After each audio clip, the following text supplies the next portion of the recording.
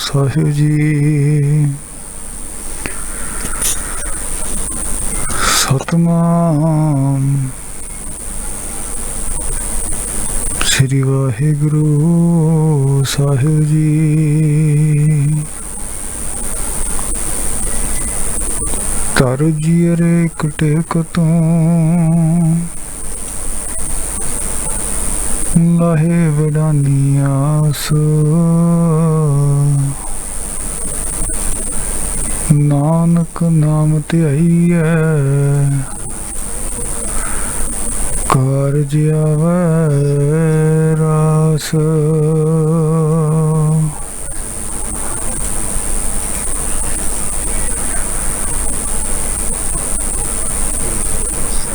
ਗੁਰ ਪ੍ਰਸਾਦੀ ਵਿਦਿਆ ਵਿਚਾਰ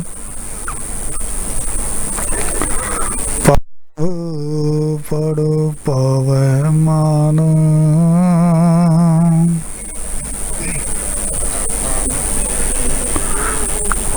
ਆਪਾ ਮਦੇ ਆਪ ਪਰਗਾਸਿਆ ਪਾਇਆ ਅੰਮ੍ਰਿਤ ਨਾਮ।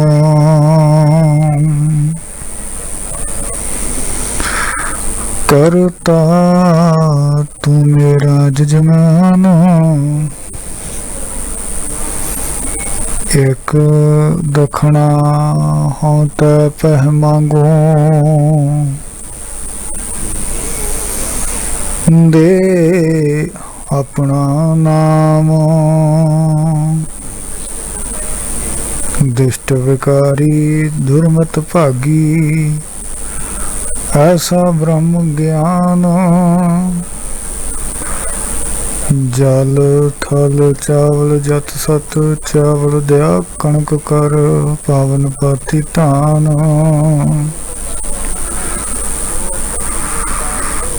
ਦੁਧ ਕਰਮ ਸੰਤੋਖ ਕੀਓ ਕਰ ਐਸਾ ਮੰਗੋ ਦਾਨ। ਖਿਮਾ ਧੀਰਜ ਕਰ ਗਊ ਲਵੇਰੀ। ਸਹਿਜੇ ਬਛਰਾ ਖੀਰ ਪੀਐ। ਸਿਫਤ ਸ਼ਰਮ ਕਾ ਕਪੜਾ ਮਾਂਗੋ। ਹਰ ਗੁਣ ਨਾਨਕ ਰਵਤ ਰਹੈ। ਧੰਨ ਵਾਹਿਗੁਰੂ ਸਾਹਿਬ ਜੀ। ਗੌੜੀ ਮਹੱਲਾ ਪੰਜਵਾ। ਥਿਰ ਕਰ ਬੈਸੋ ਹਰਿ ਜਨ ਪਿਆਰੇ। ਸਤਿਗੁਰ ਤੁਮਰੇ ਕਾਜ ਸਵਾਰੇ।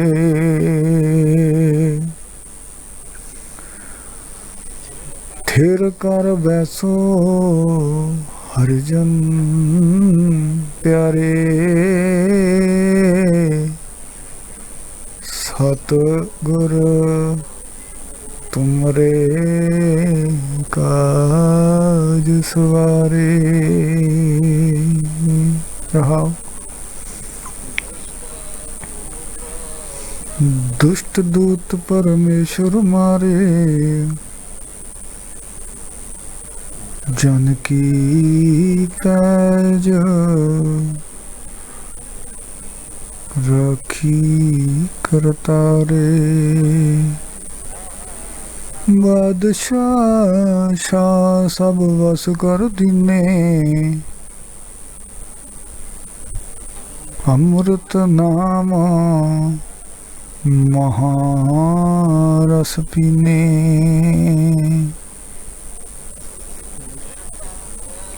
ਨਿਰਭਉ ਹੋਏ ਭਜੋ ਭਗਵਾਨ। ਸਾਧ ਸੰਗਤ ਮਿਲ ਕੀਨੋ ਦਾਨ।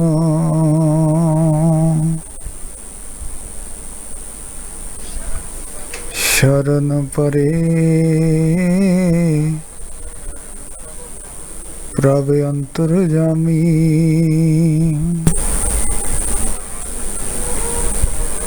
नानक ओट पकड़ी प्रभ स्वामी। निरभय होए भजो भगवान।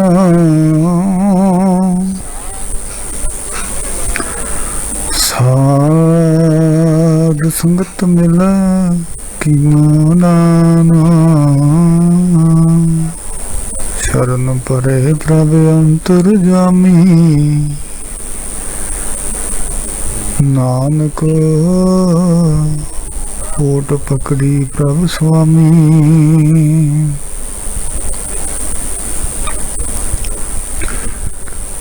परम सम्मान योग जुगो जुग अटल चवर छतर तख्त दे मालक हाजरा हजूर जहरा जहूर सर्व कला भरपूर। मुजस्मा बेहयात समुची मानवत खंडा ब्रह्मंडा दे मालक सतगुरु निमाणिया दे मान निताणिया दे तान निओटिया दी ओट शब्द गुरु तन तन साहिब सतगुरु गुरु ग्रंथ साहिब महाराज सच्चे पातशाह जी तिन्हां दी पावन ते पवित्र गोद अंदर जुड़ बैठी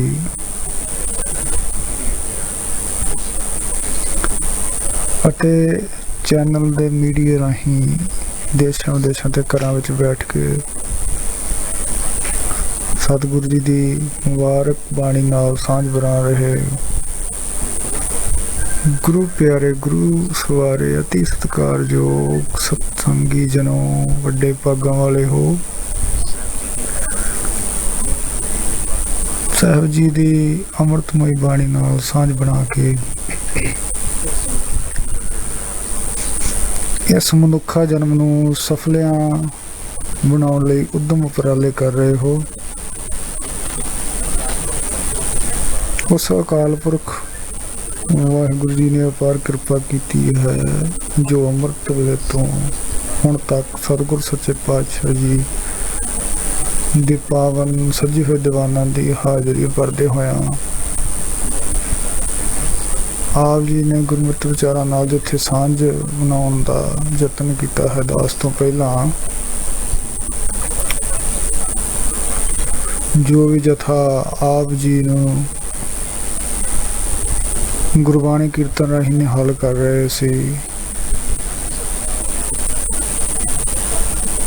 गुरबाणी दे विचों धन गुरु सच्चे पातशाह महाराज पंजवें नानक गुरु अर्जन देव जी महाराज जी का गौड़ी राग का शब्द जिहड़ा आप जी नाल साझा कीता है। ये पावन शब्द जिहड़ा है वो गुरु ग्रंथ साहिब महाराज जी दे 201 अंग ते सुशोभित है। गुरु अर्जन देव महाराज जी दी सच्चे पातशाह जी दी मुबारक रहमत साडे जीवां ते करदे हन। आओ विचारां दी आरंभता करन तो पहला कलगीधर हजूर अमृत किदाते धन धन साहिब श्री गुरु गोबिंद सिंह जी महाराज की बख्शिश की हुई फतेह नाल सांझ बनाइए। कोई रसना वांझी ना रहे सारे आखियो जी। वाहिगुरु जी का खालसा वाहिगुरु जी की फतेह।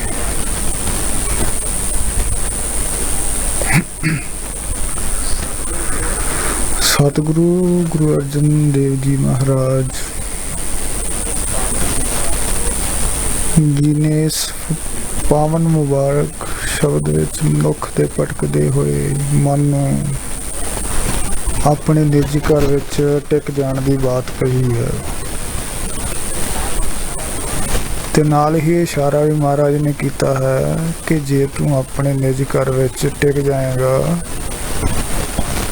ਪਰਮੇਸ਼ਰ ਤੇਰੇ ਕਾਰਜ ਨੂੰ ਸਵਾਰ ਦੇਗਾ। ਜਿਸ ਤਰ੍ਹਾਂ ਸੋਲਾ ਸਾਹਿਬ ਜੀ ਦੀ ਬਾਣੀ ਦਾ ਪਾਠ ਆਪਾਂ ਰੋਜ਼ ਕਰਦੇ ਹਨ, ਉਹਦੇ ਵਿੱਚ ਗੁਰੂ ਸਾਹਿਬ ਫਰਮਾਉਂਦੇ ਹਨ, ਔਦ ਘਟੇ ਦਿਨ ਸਰਨਾਰੇ, ਮਨ ਗੁਰ ਮਿਲ ਕਾਜ ਸਵਾਰੇ।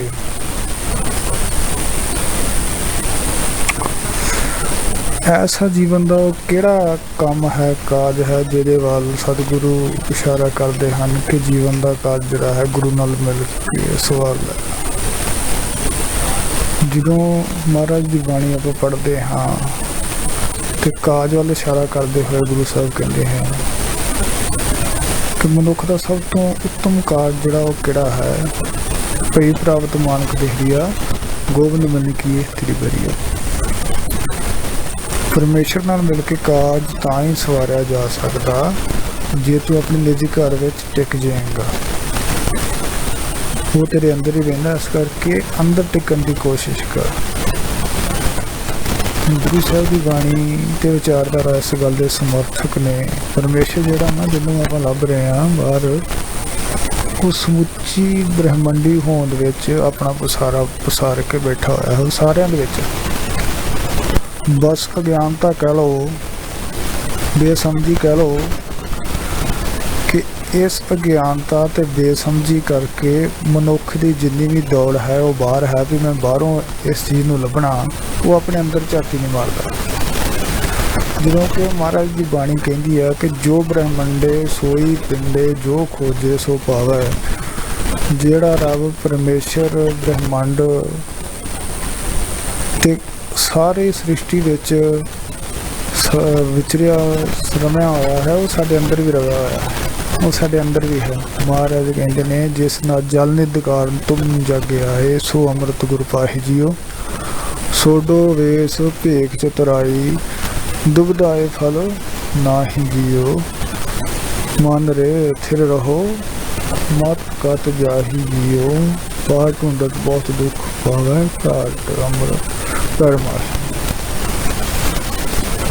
ਗੁਰੂ ਸਾਹਿਬ ਨੇ ਕਿਹਾ ਕਿ ਬਾਹਰ ਜਾਏਗਾ ਪਰੇਸ਼ਾਨ ਹੋਏਗਾ, ਕਿ ਜਿਹੜੀ ਚੀਜ਼ ਨੂੰ ਲੱਭ ਰਿਹਾ ਨਾ ਉਹ ਤੇਰੇ ਅੰਦਰ ਹੀ ਹੈ।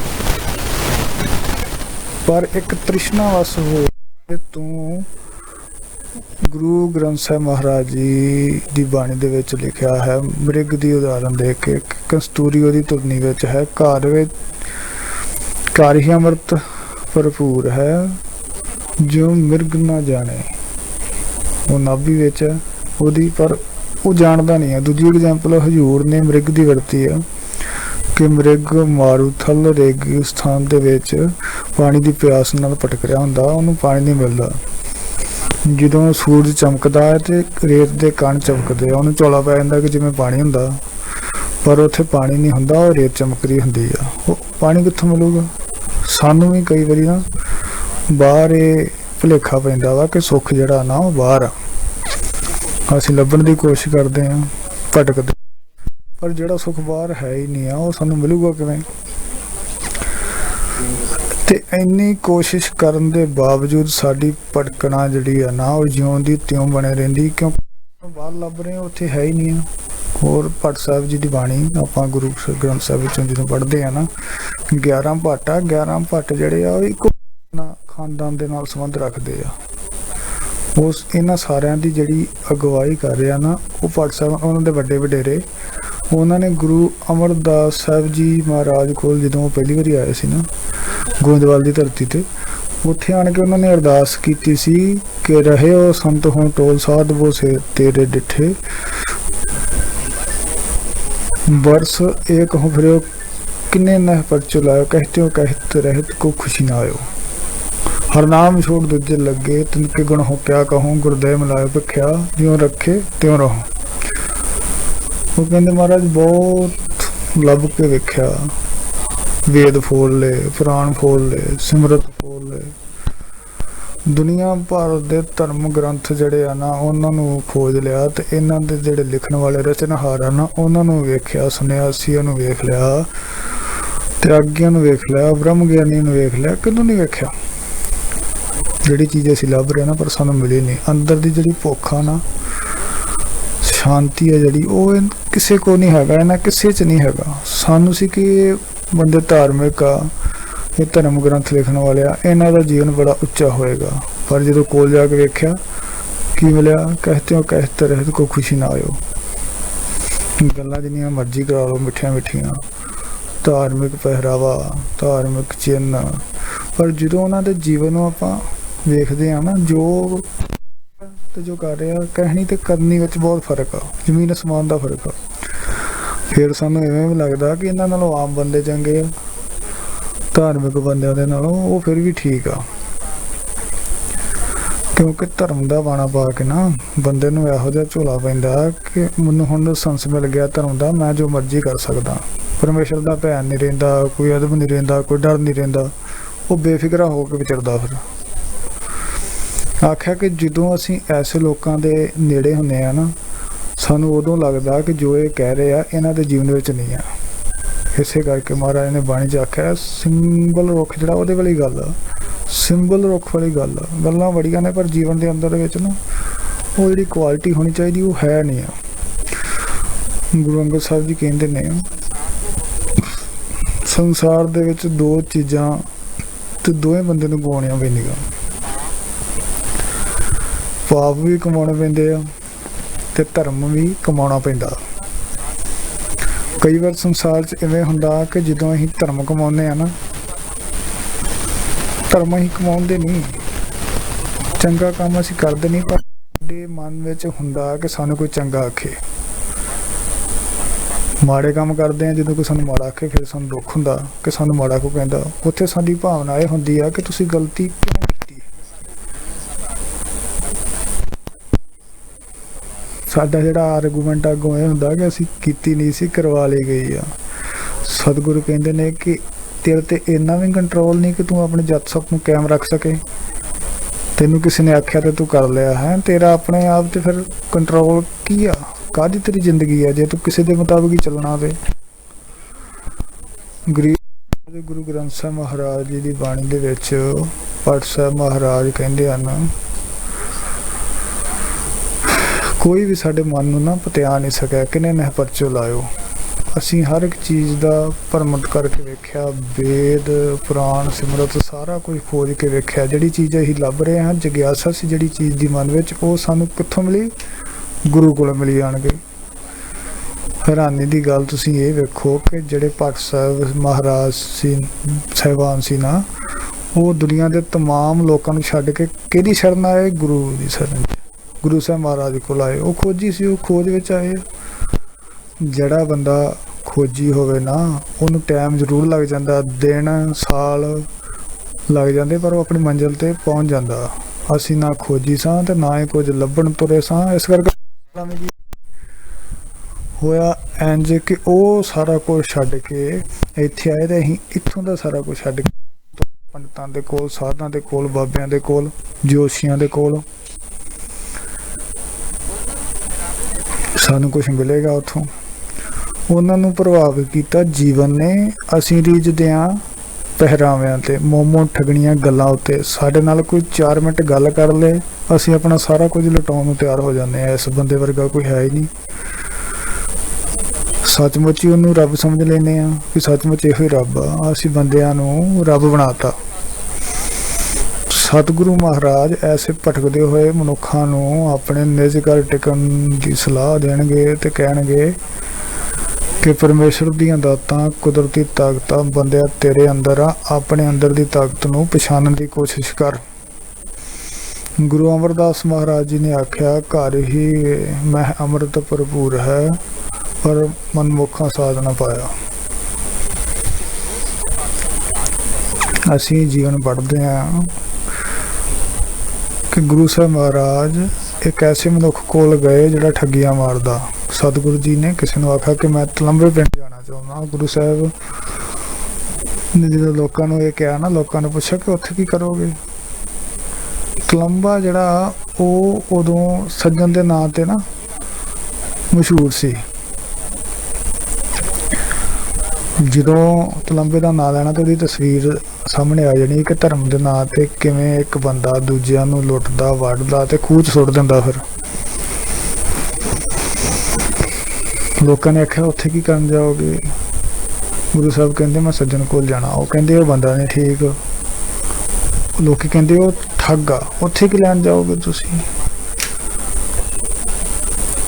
ਗੁਰੂ ਸਾਹਿਬ ਕਹਿੰਦੇ ਉਹ ਹੈ ਤੇ ਇਨਸਾਨ ਹੀ ਨਾ। ਉਹ ਕਹਿੰਦੇ ਨਹੀਂ ਜੀ, ਉਹ ਬੰਦਿਆਂ ਨੂੰ ਮਾਰ ਕੇ ਸੁੱਟ ਦਿੰਦਾ।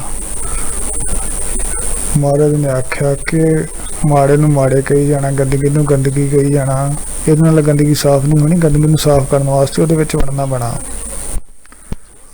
ਇਸ ਤਰ੍ਹਾਂ ਨਹੀਂ ਉਹਨੇ ਬਦਲਣਾ। ਜੇ ਸਾਰੇ ਜਾਣੇ ਸੋਚਦੇ ਰਹੇ ਨਾ ਕਿ ਉਹ ਬੰਦਾ ਠੀਕ ਨਹੀਂ ਹੈਗਾ, ਉਹਦੇ ਨੇੜੇ ਨਾ ਜਾਓ, ਉਹ ਬਦਲੂਗਾ ਕਿਵੇਂ? ਸੰਭਾਵਨਾ ਹੀ ਨਹੀਂ ਕੋਈ ਬਦਲਣ ਦੀ। ਸੱਚੇ ਪਾਤਸ਼ਾਹ ਮਹਾਰਾਜ ਉਹਦੇ ਕੋਲ ਗਏ, ਗੁਰੂ ਮਹਾਰਾਜ ਉੱਥੇ ਗਏ। ਉਹ ਨਾ ਗੁਰੂ ਸਾਹਿਬ ਬਾਰੇ ਸਾਰਾ ਕੁਝ ਸੁਣ ਚੁੱਕਾ ਸੀ ਪਹਿਲਾਂ ਹੀ। ਜਦੋਂ ਗੁਰੂ ਸਾਹਿਬ ਉੱਥੇ ਗਏ, ਕਹਿੰਦੇ ਤੇਰਾ ਨਾਂ ਕੀ ਆ? ਕਹਿੰਦਾ ਮੇਰਾ ਨਾਂ ਸੱਜਣ ਆ। ਗੁਰੂ ਸਾਹਿਬ ਕਹਿੰਦੇ ਤੇਰਾ ਨਾਮ ਤੇ ਬੜਾ ਪਿਆਰਾ ਹੈ। ਗੁਰੂ ਸਾਹਿਬ ਕਹਿੰਦੇ ਕਿ ਤੇਰੇ ਨਾਮ ਨਾ ਸੁਣ ਕੇ ਇੱਕ ਮਨ ਦੇ ਵਿੱਚ ਮਿੱਤਰਤਾ ਦਾ ਭਾਵ ਆਉਂਦਾ। ਬਹੁਤ ਸੋਹਣਾ ਨਾਂ ਤੇਰਾ। ਨਾਂ ਦਾ ਨਾ ਜੀਵਨ ਦੇ ਵਿੱਚ ਬਹੁਤ ਪ੍ਰਭਾਵ ਪੈਂਦਾ। ਇਸੇ ਕਰਕੇ ਜਦੋਂ ਨਾਮਕਰਨ ਕਰਦੇ ਆ ਨਾ ਤੇ ਬੜਾ ਸੋਚ ਸਮਝ ਕੇ ਲੋਕ ਕਰਦੇ ਆ। ਪਰ ਐਸਾ ਵੀ ਸੰਸਾਰ ਵਿੱਚ ਕਈ ਵਾਰੀ ਵਾਪਰਦਾ ਕਿ ਅਸੀਂ ਕਿਸੇ ਪਰਸਨ ਨੂੰ ਜਾਣਦੇ ਨਹੀਂ, ਪਰ ਸਾਨੂੰ ਕੋਈ ਉਹਦੇ ਬਾਰੇ ਦੱਸ ਜਾਵੇ ਕਿ ਆਹ ਬੰਦੇ ਦਾ ਆਹ ਨਾਮ ਆ। ਸਾਡੇ ਮਨ ਦੇ ਵਿੱਚ ਨਾ ਉਹ ਬੰਦੇ ਲਈ ਬੜਾ ਭਾਵ ਪ੍ਰੇਮ ਪੈਦਾ ਹੁੰਦਾ। ਪਰ ਜਦੋਂ ਨੇੜੇ ਹੋ ਕੇ ਉਹਦੇ ਜੀਵਨ ਨੂੰ, ਉਹਦੇ ਕਰਮ ਨੂੰ ਵੇਖਦੇ ਆ ਨਾ, ਪਰ ਸਾਨੂੰ ਲੱਗਦਾ ਕਿ ਇਹਦਾ ਨਾਮ ਜਿਹੜਾ ਸੀ ਇੰਨਾ ਵਧੀਆ ਸੀ, ਪਰ ਇਹਦੇ ਜਿਹੜੇ ਕਰਮ ਆ ਉਹ ਬਿਲਕੁਲ ਚੰਗੇ ਨਹੀਂ ਹੈਗੇ। ਗੁਰੂ ਸਾਹਿਬ ਕਹਿੰਦੇ ਤੇਰਾ ਨਾਮ ਬੜਾ ਵਧੀਆ, ਪਰ ਤੇਰੇ ਕਰਮ ਬੜੇ ਮਾੜੇ ਨੇ। ਜੇ ਤੇਰੇ ਕਰਮ ਵੀ ਸੱਜਣਾ ਵਾਲੇ ਹੋ ਜਾਣ ਨਾ, ਤੇਰੇ ਜੀਵਨ ਤੇ ਸੋਨੇ ਤੇ ਸੁਹਾਗੇ ਵਾਲੀ ਗੱਲ ਜਿਹੜੀ ਉਹ ਬਣ ਜਾਵੇ। ਗੁਰੂ ਸਾਹਿਬ ਨੇ ਉਹਦੇ ਸਨਮੁਖ ਹੋ ਕੇ ਸ਼ਬਦ ਫਿਰ ਉਚਾਰਨ ਕੀਤਾ ਸੀ, ਤੋਤਿਆਂ ਝੂਠ ਨਾ ਉਤਰੇ ਜੇ ਸੋ ਧੋਵਾਂ ਤਿਸ, ਸੱਜਣ ਸੇ ਚਲਦੇ ਨਾਲ ਚਲਨ, ਜਿੱਥੇ ਲੇਖਾ ਮੰਗੀਏ ਤਿੱਥੇ ਖੜੇ ਦਿਸਣ। ਗੁਰੂ ਸਾਹਿਬ ਮਹਾਰਾਜ ਕਹਿੰਦੇ ਨੇ ਮੈਂ ਤੈਨੂੰ ਕੁਝ ਦੇ ਨਹੀਂ ਸਕਦਾ, ਮੇਰੇ ਕੋਲ ਕੁਝ ਹੈ ਵੀ ਨਹੀਂ ਆ, ਮੈਂ ਆਪਣੇ ਕੋਲੋਂ ਦੇਵਾਂ ਤੈਨੂੰ। ਲੋਕ ਤੈਨੂੰ ਧਾਗੇ ਤਵੀਤ ਦਿੰਦੇ ਨੇ, ਨਗਾਂ ਵਾਲੀਆਂ ਮੁੰਦਰੀਆਂ ਦਿੰਦੇ ਨੇ, ਲੋਕ ਲਾਚੀਆਂ ਦਾ ਪ੍ਰਸ਼ਾਦ ਦਿੰਦੇ ਨੇ, ਲੋਕ ਪਾਣੀ 'ਚ ਫੂਕਾਂ ਮਾਰ ਮਾਰ ਕੇ ਦਿੰਦੇ ਨੇ, ਸਵਾਹ ਦੀਆਂ ਪੁੜੀਆਂ ਦਿੰਦੇ ਨੇ, ਪਰ ਮੈਂ ਤੈਨੂੰ ਕੁਝ ਨਹੀਂ ਦੇ ਸਕਦਾ। ਇਹਨਾਂ ਨਾਲ ਹੋਣਾ ਵੀ ਕੱਖ ਨਹੀਂ। ਮੈਂ ਤੈਨੂੰ ਇੱਕ ਕਰਮ ਤੇਰੇ ਨਾਲ ਕਰ ਸਕਦਾ। ਉਹ ਕੀ ਹੈ? ਮੈਂ ਤੇਰਾ ਧਿਆਨ ਉਹਨਾਂ ਚੀਜ਼ਾਂ ਵੱਲ ਤੇਰਾ ਧਿਆਨ ਲੈ ਕੇ ਜਾਊਂਗਾ ਜਿਹੜੀ ਕੁਦਰਤ ਨੇ ਤੇਰੇ ਅੰਦਰ ਪਹਿਲਾਂ ਹੀ ਪੈਦਾ ਕੀਤੀਆਂ ਹੋਈਆਂ। ਆਪਣੇ ਅੰਦਰ ਧਿਆਨ ਮਾਰ, ਤੇਰੇ ਅੰਦਰ ਇਮਾਨਦਾਰੀ ਹੈਗੀ ਆ ਨਾ, ਹੈਗੀ ਆ, ਪਰ ਤੂੰ ਉਹਦੀ ਵਰਤੋਂ ਨਹੀਂ ਕਰਦਾ। ਤੇਰੇ ਅੰਦਰ ਕੁਦਰਤ ਨੇ ਸੱਚ ਵੀ ਪਾਇਆ, ਪਰ ਤੂੰ ਉਹਦੀ ਵਰਤੋਂ ਨਹੀਂ ਕੀਤੀ। ਗੁਣ ਤੇਰੇ ਅੰਦਰ ਸਾਰੇ ਪਾਏ ਪਰਮੇਸ਼ਰ ਨੇ, ਪਰ ਤੂੰ ਵਰਤੇ ਨਹੀਂ। ਨਾ ਵਰਤਨ ਕਰਕੇ ਤੇਰੇ ਜਿਹੜੇ ਗੁਣ ਆ ਉਹ ਗਲ ਗਏ ਆ।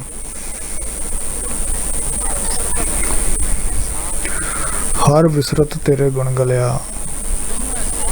ਉਸ ਹਰੀ ਪ੍ਰਮਾਤਮਾ ਦੇ ਨਾਮ ਨੂੰ ਵਿਸਾਰ ਕੇ ਜਿਹੜੇ ਤੇਰੇ ਗੁਣ ਸੀ ਉਹ ਗਲ ਗਏ ਤੇਰੇ ਅੰਦਰ ਨਾ। ਸਤਿਗੁਰੂ ਮਹਾਰਾਜ ਕਹਿੰਦੇ ਨੇ ਕਿ ਪ੍ਰਮਾਤਮਾ ਨੇ ਗੁਣ ਪੈਦਾ ਕੀਤੇ ਸੀ, ਤਰਸ, ਪਿਆਰ, ਖਿਮਾ, ਇਹ ਸਾਰੇ ਗੁਣ ਤੇਰੇ ਅੰਦਰ ਸੀ। ਤੇਰਾ ਧਿਆਨ ਇਹਦੇ ਵੱਲ ਗਿਆ ਹੀ ਨਹੀਂ। ਗੁਰੂ ਸਾਹਿਬ ਨੇ ਧਿਆਨ ਜਿਹੜਾ ਤੇਰਾ ਇਹਦੇ ਵੱਲ ਦਿਵਾਉਣਾ। ਇਸੇ ਕਰਕੇ ਗੁਰੂ ਸਾਹਿਬ ਮਹਾਰਾਜ ਨੇ ਆਖਿਆ ਮਤ ਵਿੱਚ ਰਤਨ ਜਵਾਹਰ ਮਾਣਕ, ਜੇ ਗੁਰੂ ਕੀ ਇੱਕ ਸਿੱਖ ਸੁਣੀ। ਇੱਕ ਗੁਰੂ ਦੀ ਸਿੱਖਿਆ ਸੁਣਨ ਦੀ ਲੋੜ ਆ। ਸਾਰੇ ਗੁਣ ਜਿਹੜੇ ਆ ਅੰਦਰ ਪ੍ਰਗਟ ਹੋ ਜਾਣਗੇ। ਸਤਿਗੁਰੂ ਗੁਰੂ ਅਮਰਦਾਸ ਮਹਾਰਾਜ ਜੀ ਕਹਿੰਦੇ ਨੇ ਘਰ ਵਿੱਚ ਅੰਮ੍ਰਿਤ ਭਰਪੂਰ ਹੈ, ਮਨੁੱਖਾਂ ਸਾਧ ਨ ਪਾਇਆ, ਜਿਉਂ ਕਸਤੂਰੀ ਮਿਰਗ ਨ ਜਾਣੇ, ਭਰਮ ਦਾ ਭਰਮ ਭੁਲਾਇਆ। ਭਟਕਣਾ ਵਿੱਚ ਪਿਆ ਹੋਇਆ ਮਨੁੱਖ ਅੱਗੇ ਕਹਿੰਦੇ ਨੇ ਅੰਮ੍ਰਿਤ ਤਜ ਸੰਗ੍ਰਹਿ, ਅੰਮ੍ਰਿਤ ਨੂੰ ਛੱਡ ਕੇ ਤੇ ਜ਼ਹਿਰ ਖਾ ਰਿਹਾ, ਤੂੰ ਜ਼ਹਿਰ ਨੂੰ ਖਾ ਕੇ ਤੇ ਜੀਵਨ ਮੰਗ ਰਿਹਾ ਬੰਦਾ। ਇਹ ਮੂਰਖ ਦੀ ਨਿਸ਼ਾਨੀ ਹੈ। ਘਰ ਵਿੱਚ ਅੰਮ੍ਰਿਤ ਹੋਵੇ, ਇਮਾਨਦਾਰੀ ਤੇ ਸੱਚ ਅੰਦਰ ਹੋਵੇ, ਬੰਦਾ ਬੇਈਮਾਨੀਆਂ ਕਰਦਾ ਫਿਰੇ। ਅੰਦਰ ਨਿਮਰਤਾ ਹੋਵੇ ਤੇ ਬੰਦਾ ਹੰਕਾਰੀ ਬਣ ਕੇ ਤੁਰਿਆ ਫਿਰਦਾ। ਅੰਦਰ ਤਰਸ ਹੋਵੇ ਤੇ ਪਿਆਰ ਹੋਵੇ ਤੇ ਬੰਦਾ ਵਿਰੋਧੀ ਬਣ ਕੇ ਤੁਰਿਆ ਫਿਰੇ। ਇਹਨੂੰ ਕਹਿੰਦੇ ਨੇ ਅੰਮ੍ਰਿਤ ਛੱਡ ਕੇ ਜ਼ਹਿਰ ਖਾਣਾ। ਚੰਗਾ ਨੇਚਰ ਹੋਵੇ, ਬੰਦੇ ਦਾ ਬਿਹੇਵੀਅਰ ਚੰਗਾ ਹੋਵੇ ਤੇ ਸਭ ਕੁਛ ਹੀ ਚੰਗਾ ਲੱਗਦਾ। ਤੇਰਾ ਜਿਹੜਾ ਬਿਹੇਵੀਅਰ ਹੈ ਨਾ ਉਹ ਘੜਿਆ ਗਿਆ। ਘੜਿਆ ਕਿਨੇ? ਤੇਰੀ ਬੋਲ ਬਾਣੀ ਨੇ।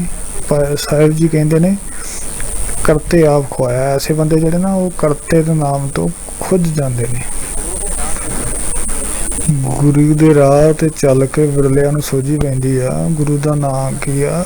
Important person. ਅਸੀਂ ਵਿਰਲੇ ਦਾ ਜਿਹੜਾ ਉਹ ਕਰਦੇ ਹਨ, ਵਿਰਲੇ ਦਾ ਜ਼ਿਕਰ ਕਰਦੇ ਨਾ। ਵਿਰਲੇ ਕੀ ਕਿਸੇ ਵਿਰਲੇ ਨੂੰ ਸਮਝ ਆਊਗੀ ਜੇ 1000 ਬੰਦਾ ਗੁਰਦੁਆਰੇ ਗਿਆ ਤੇ 2-3 ਬੰਦਿਆਂ ਨੂੰ ਸਮਝ ਆਊਗੀ, ਬਾਕੀ ਬੰਦੇ ਜਿਹੜੇ ਉਹ ਇਦਾਂ ਹੀ ਵਿਅਰਥ ਹੀ ਜਾਣਗੇ। ਜਿਹਨੂੰ ਸਮਝ ਆ ਗਈ ਉਹ ਵਿਰਲਾ ਹੋ ਗਿਆ। ਸਮਝ ਕਿਸੇ ਨੂੰ ਵੀ ਆ ਸਕਦੀ ਆ। ਜਿਸ ਦੇ ਖਾਤੇ ਵਿੱਚ ਗੱਲ ਪੈ ਗਈ, ਸਭ ਤੋਂ ਇੰਪੋਰਟੈਂਟ ਪਰਸਨ ਉਹੀ ਆ। ਆਪਾਂ ਪੜ੍ਹਦੇ ਹਾਂ ਨਾ ਬਾਣੀ ਚ, ਪੰਚ ਪ੍ਰਮਾਣ ਪੰਚ ਪ੍ਰਧਾਨ ਪੰਚੇ ਪਾਵੈ ਦਰ ਪੰਚੈ ਸੁਖ ਹੈ ਦਰ ਰਾਜਾਨ ਪੰਚਾਂ ਕਾ ਗੁਰੂ ਏਕ ਧਿਆਨ। ਬਸ ਜਿਨ੍ਹਾਂ ਨੂੰ ਸਮਝ ਆ ਗਈ ਉਹ ਵਿਰਲੇ ਨੇ। ਗੁਰਮਤਿ ਅੰਤਰ ਸੋਝੀ ਪਈ ਜਨ ਵਿਰਲੇ, ਉਹਨਾਂ ਨੂੰ ਸੋਝੀ ਪੈਂਦੀ ਆ ਜਿਹੜੇ ਉਸ ਵਾਹਿਗੁਰੂ ਜੀ ਦੀ ਕਲਾ ਨੂੰ, ਉਹਦੀ ਜਿਹੜੀ ਸ਼ਕਤੀ ਆ ਉਹਨੂੰ ਸਮਝ ਲੈਂਦੇ ਆ। ਉਹਨਾਂ ਨੂੰ ਜਿਹੜੀ ਆ ਉਹ ਸਮਝ ਪੈਂਦੀ ਆ। ਸਾਹਿਬ ਨੇ ਆਖਿਆ ਕਿ ਇਹੀ ਕਰਾਮਾਤ ਗੁਰੂ ਦੀ। ਗੁਰੂ ਜਿਹੜਾ ਵਾ ਸਾਡਾ ਧਿਆਨ ਇਸੇ ਗੱਲ ਵੱਲ ਦਿਵਾਉਣਾ ਚਾਹੁੰਦਾ ਹੈ। ਗੁਰੂ ਨਾਨਕ ਮਹਾਰਾਜ ਕਹਿੰਦੇ ਨੇ ਜਿਸ ਜਲ ਨਿਧ ਕਾਰਨ ਤੁਮ ਜਗ ਆਏ ਸੋ ਅੰਮ੍ਰਿਤ ਗੁਰ ਪਾਹੀ ਜੀਓ। ਕਿਹੜਾ ਅੰਮ੍ਰਿਤ? ਅੰਮ੍ਰਿਤ ਨਾਮ ਨਿਧਾਨ ਹੈ ਮਿਲ ਪੀਓ ਭਾਈ। ਪਰਮੇਸ਼ਰ ਦਾ ਨਾਮ। ਸਾਹਿਬ ਪਾਤਸ਼ਾਹ ਜੀ ਕਹਿੰਦੇ ਨੇ ਜਿਸ ਜਲ ਨਿਧ ਕਾਰਨ ਤੁਮ ਜਗ ਆਏ ਸੋ ਅੰਮ੍ਰਿਤ ਗੁਰ ਪਾਹੀ ਜੀਓ। ਮਿਲੂਗਾ ਕਿਹਨੂੰ? ਛੋਡੋ ਵੇਸ ਭੇਖ ਚਤੁਰਾਈ ਦੁਬਦਾ ਇਹ ਫਲ ਨਾਹੀਂ ਜੀਓ।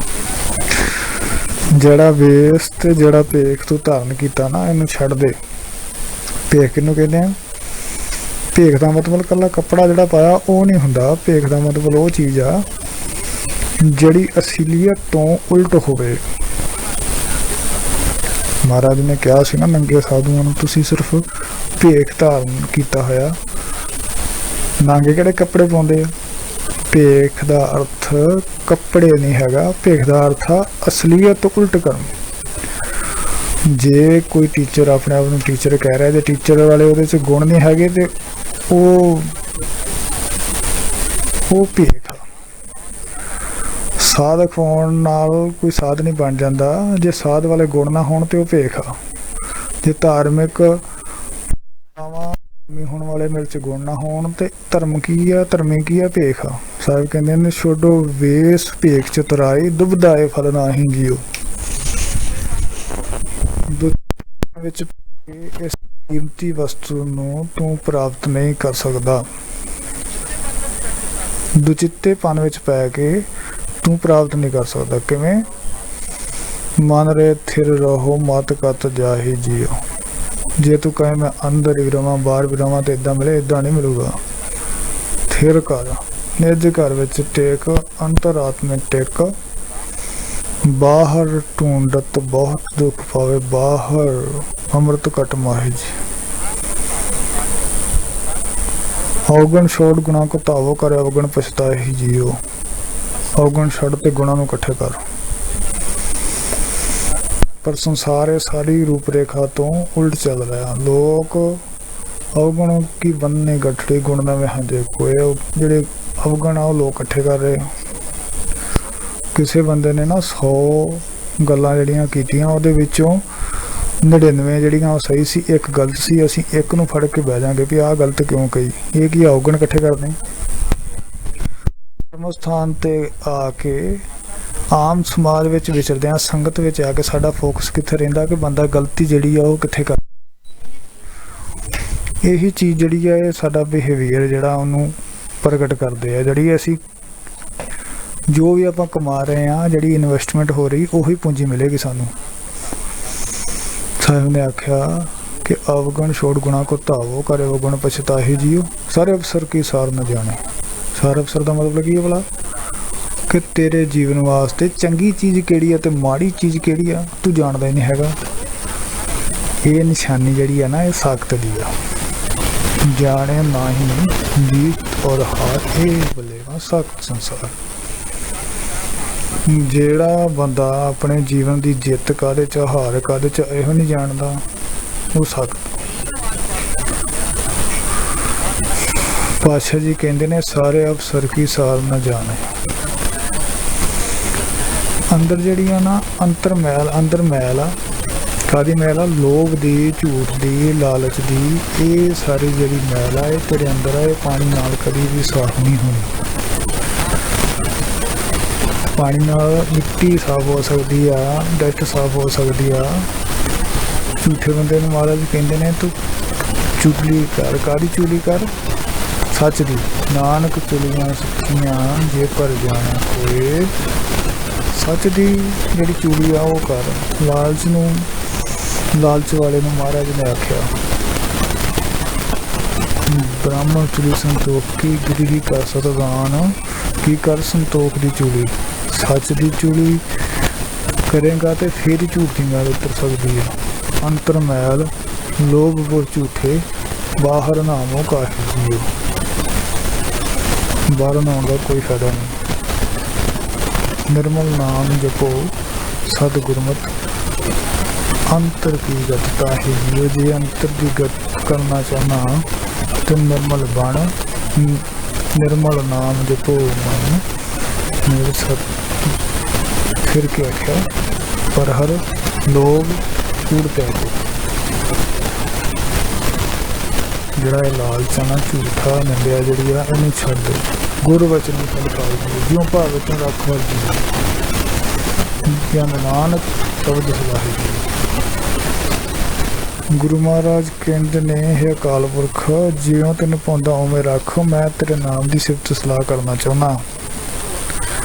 ਇਸੇ ਸ਼ਬਦ ਵਿੱਚ ਗੁਰੂ ਅਰਜਨ ਦੇਵ ਜੀ ਮਹਾਰਾਜ ਫਰਮਾਉਂਦੇ ਨੇ ਗੌੜੀ ਮਹੱਲਾ ਪੰਜਵਾਂ।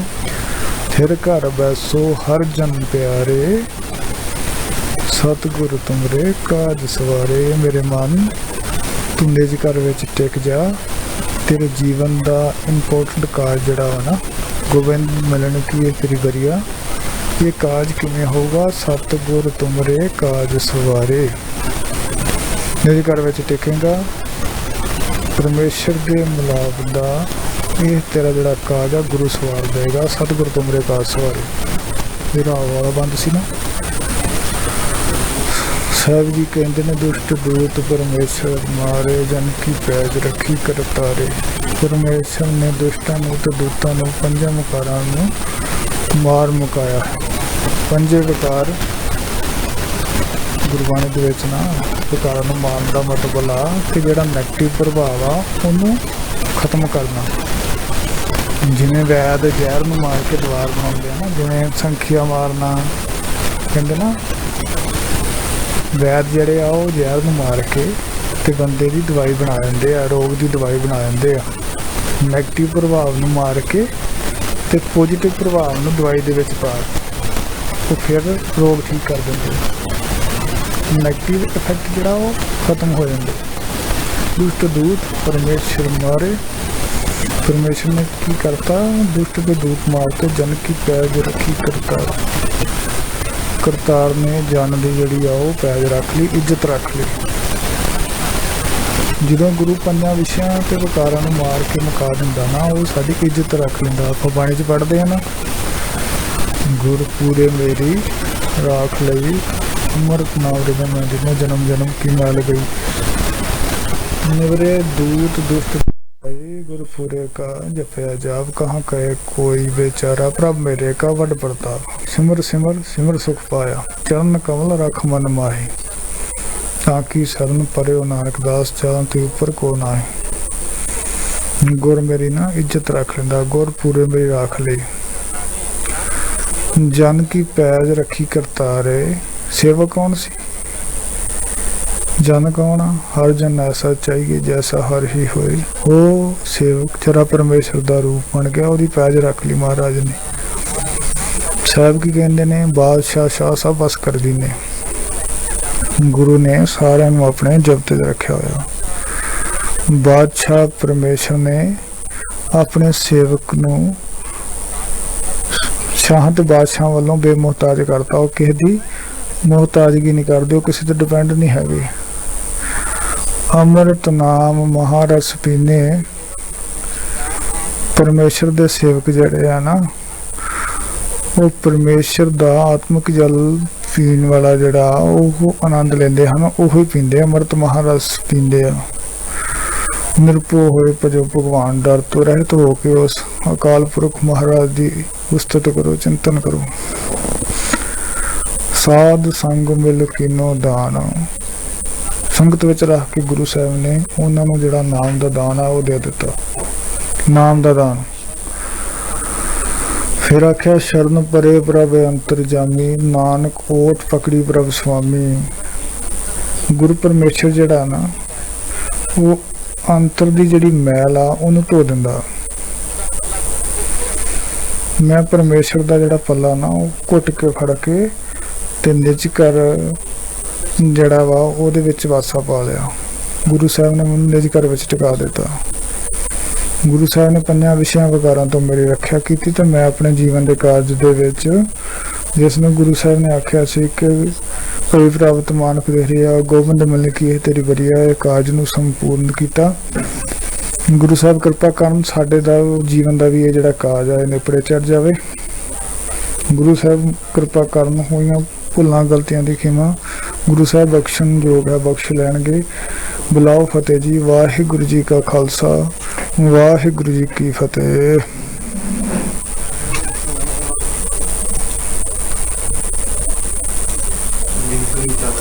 ਜੀ